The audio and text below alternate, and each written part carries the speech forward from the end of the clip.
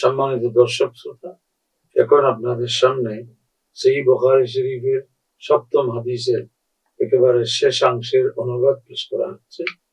এরপর হিরাক্লা সমাবেশে উপস্থিত হলেন, অর্থাৎ হিমসের মধ্যে যেই ভবনে সকল লোকজনকে একত্রিত করা হয়েছিল, রোমের নেতৃবৃন্দকে যেখানে একত্রিত করা হয়েছিল, সেখানে তিনি তার নির্দিষ্ট কক্ষ থেকে বেরিয়ে আসলেন আর বললেন যে, এ রোম সম্প্রদায়, তোমরা তোমাদের স্থায়ী সাফল্য এবং হেদায়েত আর তোমাদের রাজত্বের স্থায়িত্ব, যদি এর মধ্যে যদি তোমাদের আগ্রহ থাকে যে তোমরা স্থায়ী সাফল্য অর্জন করো, হেদায়েত অর্জন করো এবং তোমাদের রাজত্ব বহাল থাকুক, তাহলে এই নবীর কাছে তোমরা বায়াত গ্রহণ করো, অর্থাৎ তাকে নবী হিসেবে মেনে নাও। এ কথা শুনে রোম নেতৃবৃন্দ দরওয়াজাগুলোর দিকে এভাবে দৌড়ে পালালেন যেভাবে বন্য গাধাগুলো দৌড়ে যান।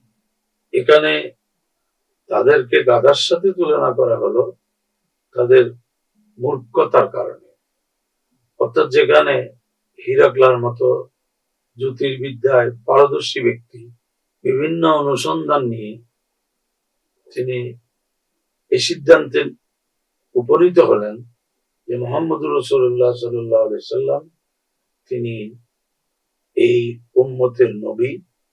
এই কথাটিকে তারা রোম নেতৃবৃন্দ কোনোভাবে গ্রহণ করল না, বরং তারা হিরাক্লার এই আহ্বানকে উপেক্ষা করে গাধার মতো ছুটে বেরিয়ে যাওয়ার জন্য গেল। কিন্তু দরওয়াজায় গিয়ে দেখলো সবগুলো দরওয়াজা বন্ধ, বের হওয়ার কোনো সুযোগ নাই। অতঃপর হিরাক্লা যখন তাদের অনীহা প্রত্যক্ষ করলেন এবং তারা মুহাম্মদ সাল্লাল্লাহু আলাইহি ওয়াসাল্লামের প্রতি ঈমান স্থাপন করবেন এই বিষয় থেকে যখন তিনি নৈরাশ হয়ে পড়লেন, তখন বললেন, এদের সবাইকে আমার নিকট ফিরিয়ে আন।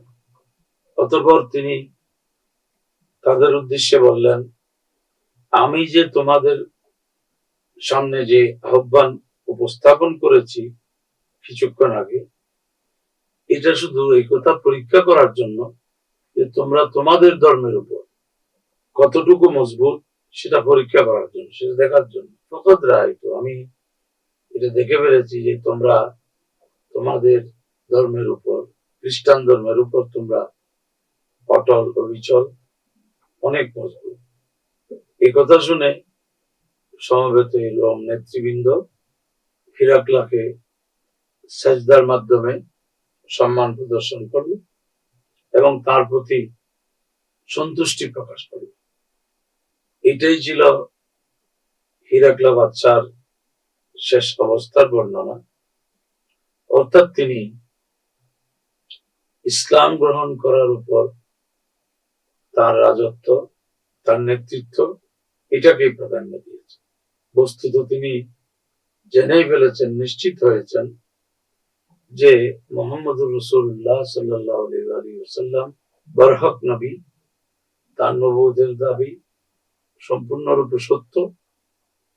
সেটা আগের আসমানি কিতাবের মাধ্যমে যেভাবে স্পষ্ট, অনুরূপ হিরাক্লা তার জ্যোতির্বিদ্যার মাধ্যমেও এটা নিশ্চিত হয়েছে।